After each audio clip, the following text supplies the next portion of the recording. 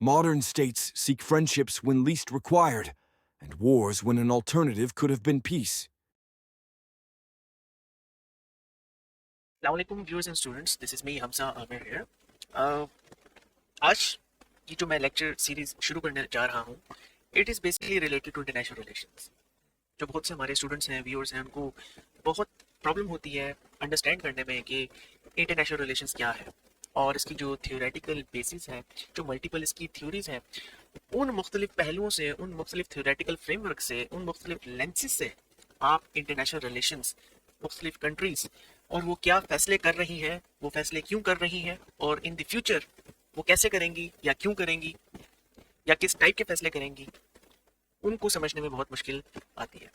तो international relations जब आप समझ जाएंगे, इसकी सारी बेसिक्स जो इस लेक्चर सीरीज में मैं आप लोगों को समझाऊंगा, तो you will be able to predict at least, या मल्टीपल लेंसेज से you will be able to understand कि कोई मुल्क अगर कोई फैसला करता है, क्यों, कैसे और किस तरह वो करता है, and what basically makes the world politics the way it is today.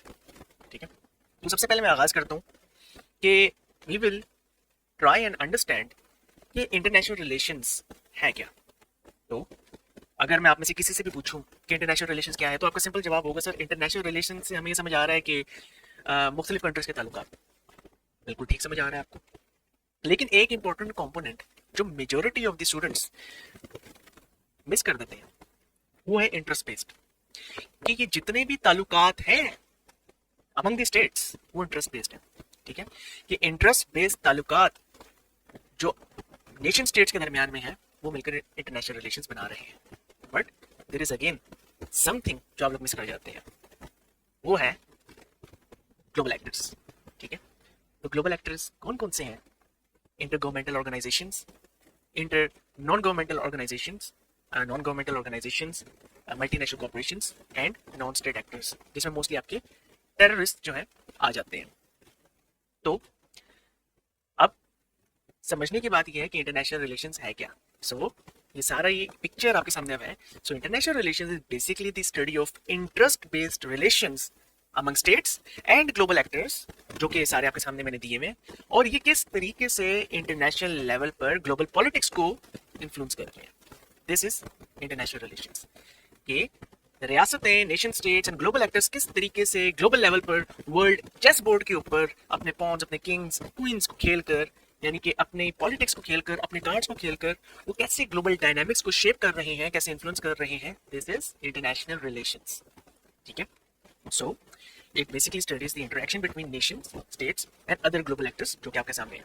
ठीक है, और इसके अंदर वैरायटी ऑफ टॉपिक्स हैं, जिसके अंदर हम लोग स्टडी करेंगे डिप्लोमेसी को, will be studying foreign policy, conflict resolution, globalisation, and we will be having a look at international political economy and international law.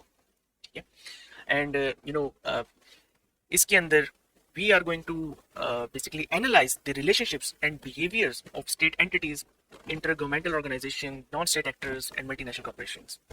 Or international relations as a whole, it basically helps us to understand the dynamics of power, cooperation and conflicts, और क्या चीज जो है इन सब situations को influence कर रही है। इसमें आपको अगर आप देखें तो political science, economics, sociology, anthropology and history, ये इस सब का एक कंपोजिट है इंटरनेशनल रिलेशंस।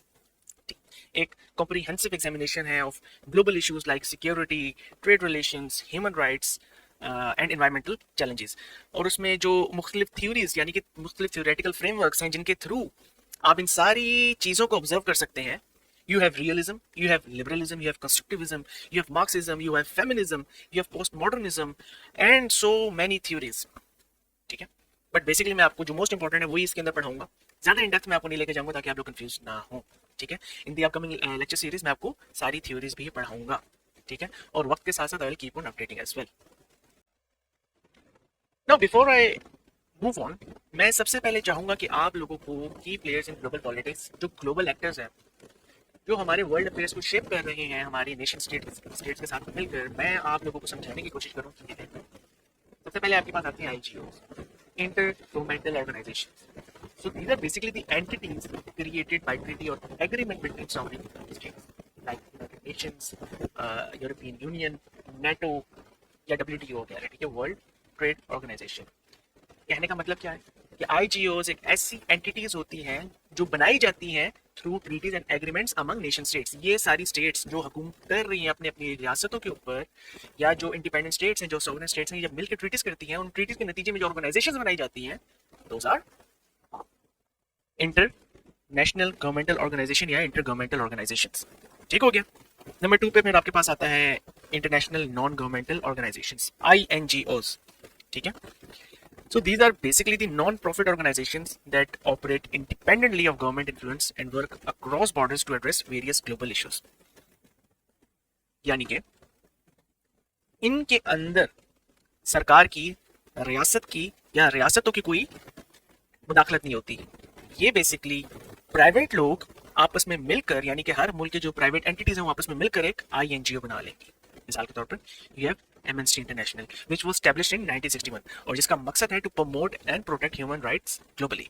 मिसाल के तौर पे कहीं पे भी किसी भी मुल्क के अंदर कोई पॉलिटिकल प्रिजनर, यानी कि किसी पॉलिटिशियन को आप प्रिजनर बना लेते हैं, तो the first INGO that's going to raise their voice is Amnesty international. ठीक है।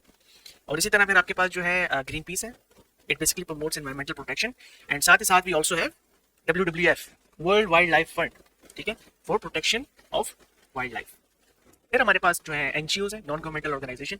ये डोमेस्टिक लेवल की होती है, यानी कि नेशन स्टेट्स के अंदर काम करती हैं। ठीक है।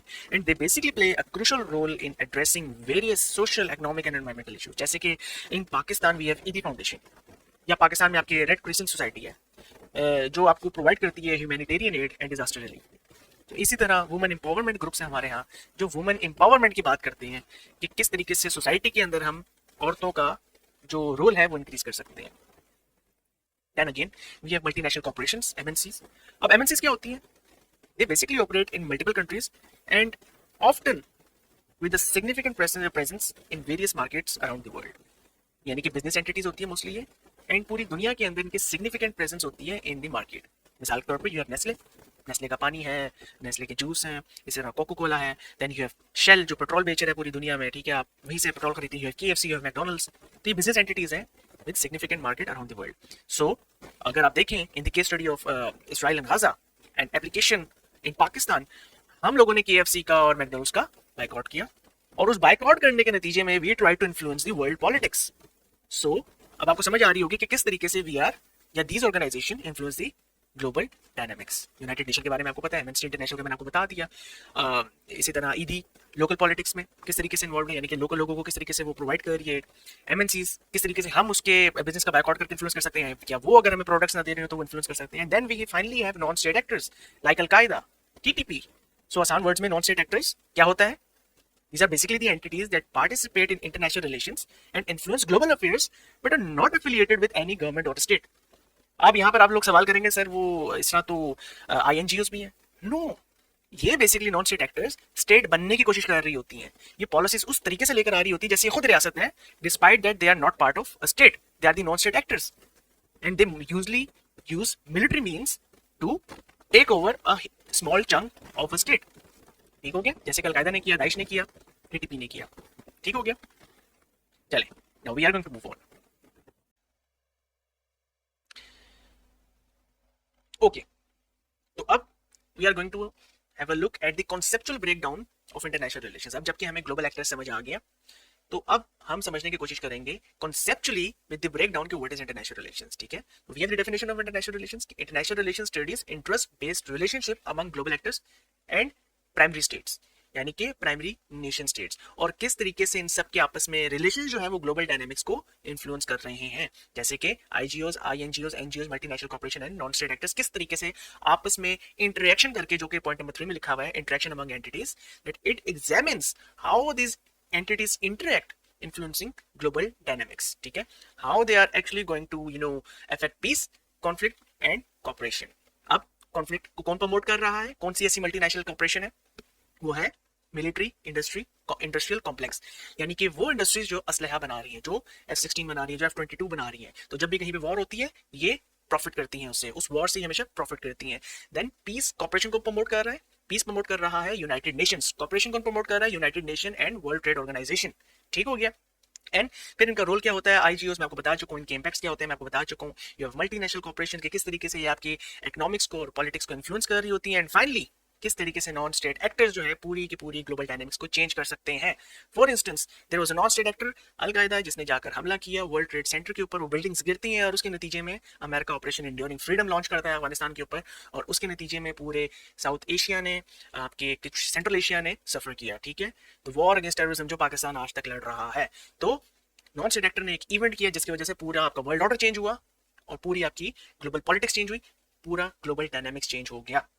ठीक है, so what is international relations? International relations is the study of interactions among nation states and other actors on global stage, including sovereign entities, intergovernmental organization, non-state actors, and multinational corporations. It is an academic discipline that examines the relationships between countries, especially their governments, and the interaction between non-governmental groups and organizations.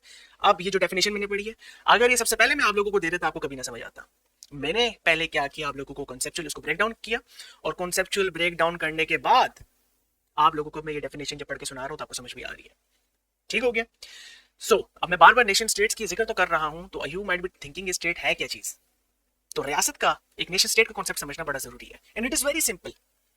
क्या state is a legal entity that enjoys permanent population, यानी कि उस रियासत वो होती है जिसके पास permanent population है। पाकिस्तान है, we have a permanent population जो कि 24-25 करोड़ है, और वेल डिफाइंड टेरिटरी, उनके पास टेरिटरी अपनी होती है जिसके ऊपर वो रूल कर रहे होते हैं। पाकिस्तान के पास टेरिटरी है, यूएसए के पास टेरिटरी है, इंडिया के पास टेरिटरी है, अफगानिस्तान के पास टेरिटरी है। ठीक है, एंड फाइनली इसमें 2 पॉइंट्स आ गए हैं। A government which is capable of exercising sovereignty, यानी कि एक तीसरे नंबर पर गवर्नमेंट होनी चाहिए जो हेड करे उस रियासत को, एंड व्हिच इज कैपेबल, यानी कि 4th point, of exercising sovereignty. Sovereignty क्या होता है कि एक हुकूमत खुद मुख्तार हो, एक रियासत खुद मुख्तार हो, वो अपने कानून खुद बनाए, उनको एक्सरसाइज करे, और कोई बैरूनी मुदाखलत उसके अंदर नहीं हो। This is sovereignty. ठीक है, नाउ अब हम ये क्वेश्चन पूछते हैं कि जनाब IR as an academic discipline क्यों इमर्ज हुआ, किस वजह से हुआ।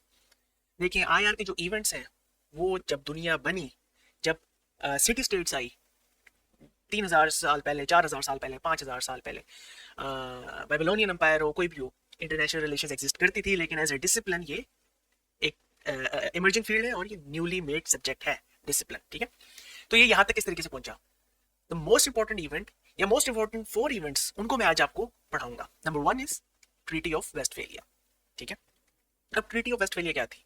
Basically it was signed in 1648 and it is basically considered a landmark in the history of international relations, और इसकी काफी ज्यादा रीजंस है, लेकिन उसमें से जो चंद बहुत इंपॉर्टेंट है वो मैं आपको बता देता हूँ, जिससे आपको समझ आ जाएगा कि why treaty of Westphalia is so important. So सबसे पहले तो it basically ended the 30 years war, ठीक है, इन यूरोप, जो कि प्रोटेस्टेंट्स, क्रिश्चियन एंड कैथोलिक्स के दरमियान में हो रही थी। It basically established principles that shape the modern international system. जो आज आपके पास मॉडर्न इंटरनेशनल सिस्टम है उसको शेप करने वाली ट्रीटी ऑफ वेस्टफेलिया, यानी कि आज जो आपको नेशन स्टेट्स नजर आ रहे हैं वो किसने एस्टैब्लिश किया था? ट्रीटी ऑफ वेस्टफेलिया ने, यानी कि डिफाइंड बाउंड्रीज, पहले डिफाइंड बाउंड्रीज नहीं होती थी, ट्रीटी ऑफ वेस्टफेलिया ने डिफाइंड बाउंड्रीज को एस्टैब्लिश किया। इट एस्टैब्लिश्ड स्टेट सोवरेनिटी, यानी कि states have the ultimate authority over their territory and domestic affairs without any external affairs, ये आपकी सोवरेनिटी होती है। ठीक है, इट रिकॉग्नाइज्ड टेरिटोरियल बाउंड्रीज, और इस रिकॉग्निशन ने बेसिकली हेल्प किया to solidify the notion of nation state as a primary actor in international relations. And finally इस ट्रीटी ने जो है it effectively ended decades of religious conflicts। एक 80 years war हो रही थी, 30 years of war हो रही थी, 30 years is more important, ठीक है, particularly क्योंकि वो प्रोटेस्टेंट और कैथलिक्स को लेकर हो रही थी। सो द विक्ट्री, जो विक्ट्री हुई प्रोटेस्टेंट्स को, जैसे कि स्वीडन है या जर्मन की जो प्रिंसिपैलिटीज थी, to gain political power and autonomy within the holy empire, वो कामयाब हुए और उसके बाद डिफाइंड टेरिटरीज बनी। So this is why Treaty of Westphalia is considered so important in the history of international relations. Treaty of Westphalia के बाद जो सेकंड मोस्ट इंपॉर्टेंट जो इवेंट है वो है कांग्रेस ऑफ वियना। ठीक है, बेसिकली ये जो है सितंबर 1814 से लेकर जून 1815 तक हुई, और इसका मकसद बेसिकली था to restore balance of power. Now what is balance of power, ये मैं आपको फ्यूचर में बहुत डिटेल से पढ़ाऊंगा, या हो अभी इसी लेक्चर में, बल्कि आगे मैं आपको बता भी देता हूँ बैलेंस ऑफ पावर शॉर्ट में कि होता क्या है। ठीक है, यानी कि अगर दो रियासतों के दरमियान में बैलेंस नहीं है पावर का, तो उसको बैलेंस करना बड़ा जरूरी होता है, चाहे वो आप इकोनॉमिकली करें, चाहे वो आप मिलिट्री मीन से करें, लेकिन मिलिट्री मीन इसके अंदर ज्यादा इंपॉर्टेंट कंपोनेंट, ज्यादा इंपॉर्टेंट एक रोल प्ले करता है। ठीक है, okay. So by redistributing territories and establishing a framework for cooperation among major powers, the Congress of Vienna basically aimed to create a stable political environment environment that would discourage future conflicts.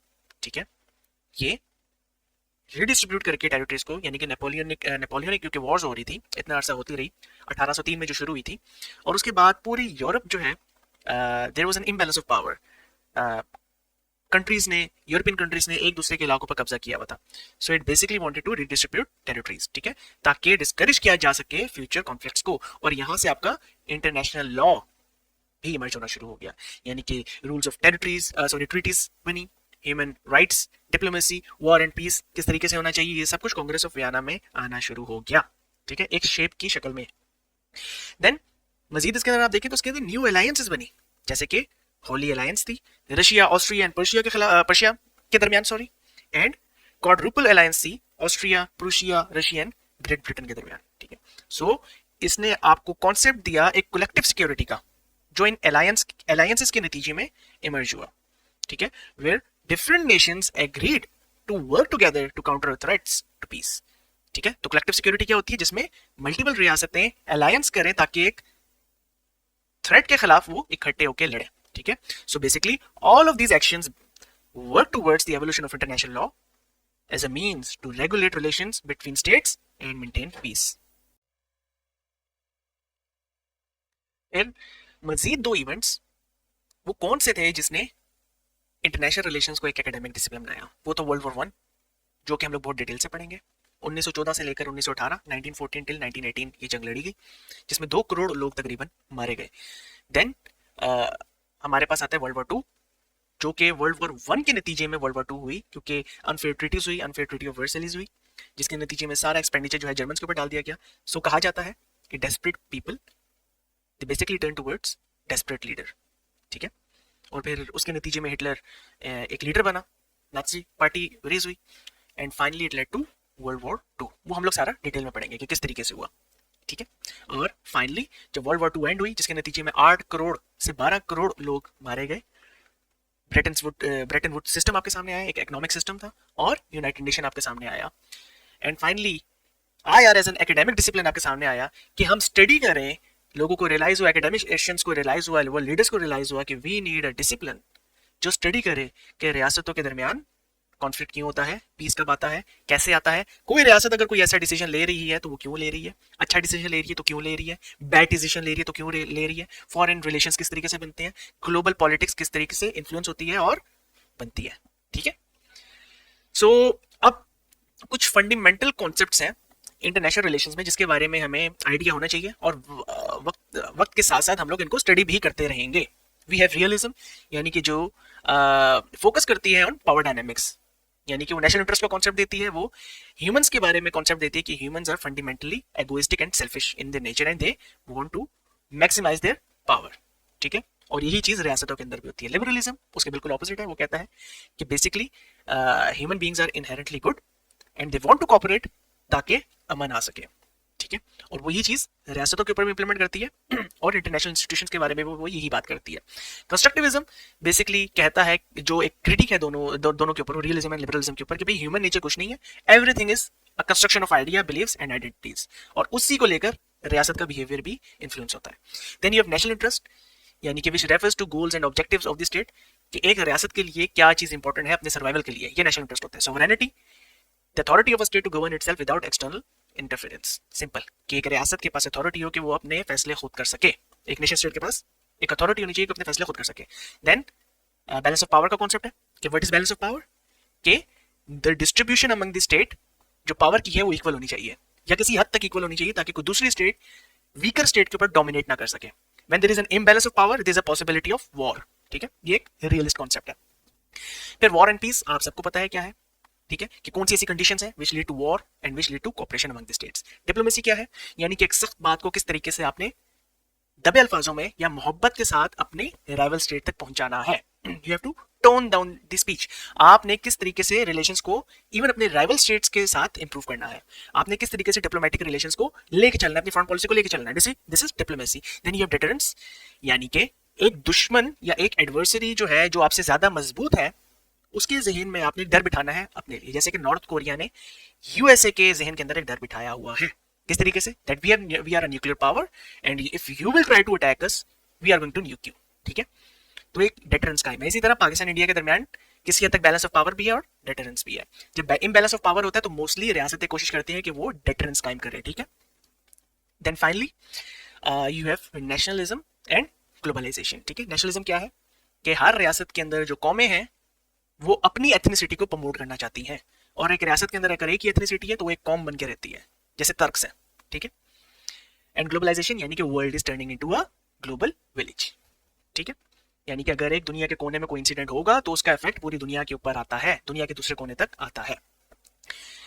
So realism, liberalism and constructivism मैं आप लोगों को already बता चुका हूँ। ये तीन main theoretical frameworks हैं इन इंटरनेशनल रिलेशन, जो हम लोग इन डिटेल भी पढ़ेंगे। उसके अलावा you have Marxism, you have feminism, you have critical theories, you have you know आपके पास अपना और बहुत सी थ्योरीज आ जाती हैं, जैसे कि पोस्ट मॉडर्निज्म भी है, ठीक है।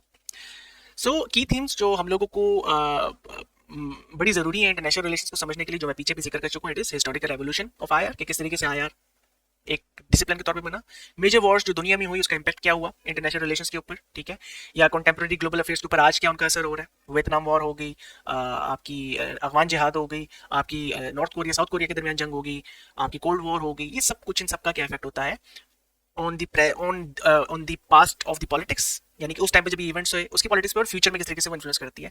फिर ग्लोबल एक्टर्स आपके कौन कौन से हैं, आपके फंडामेंटल कॉन्सेप्ट्स जो मैं भी पीछे आपको बता चुका हूँ कौन कौन से हैं, और फिर ग्लोबलाइजेशन, क्योंकि आज के टाइम पे बहुत ज़्यादा बढ़ रही है, यानी कि ट्रांसनेशनल तरीके से बढ़ रही है, यानी कि एक दुनिया का कल्चर, एक सॉरी कंट्री का कल्चर दूसरी कंट्री तक आ रहा है, जैसे साउथ कोरिया का पॉप कल्चर पाकिस्तान में आ गया, ठीक है। तो दिस इज ग्लोबलाइजेशन, और इसकी सिग्निफिकेंस इंटरनेशनल रिलेशंस में क्या है, because it is making the world interconnected today. तो डिस्टिंक्ट फीचर्स क्या क्या है आईआर के, बेसिकली अगर आप डिस्टिंक्ट फीचर्स की बात करें इन आईआर, तो आईआर को if you basically have a look, it helps us understand global interdependence, ठीक है, जो कि मैंने आपको बता दिया that every state is dependent on the other state, ये एक लिबरल कॉन्सेप्ट है। फिर पावर डायनेमिक्स, हमें एक पावर का कॉन्सेप्ट और पावर डायनेमिक्स दुनिया में किस किस्म की है, कौन ग्लोबल हेजिमोन है, कौन राइजिंग पावर है, कौन रीजनल पावर है, कौन मेजर पावर है, कौन स्मॉल पावर है, और किस तरीके से थर्ड वर्ल्ड कंट्रीज यानी कि गरीब मुल्क डिपेंडेंट है on second world and first world countries, अमीर मुल्कों के ऊपर, ठीक है। द कॉन्फ्लिक्ट एंड कॉपरेशन कब होता है, कैसे होता है, नॉर्म्स एंड इंस्टीट्यूशंस, के नॉर्म्स और इंस्टीट्यूशंस कैसे स्टेट बिहेवियर को इन्फ्लुएंस करते हैं, एंड हिस्ट्री को स्टडी करके थ्योरीज जो हमारे पास हैं प्रोवाइड करके, how it basically allows us to predict and study the future behaviour of states, ठीक हो गया। So this was it for your lecture. उम्मीद है आप लोगों को कुछ ना कुछ समझ आया होगा, ठीक है।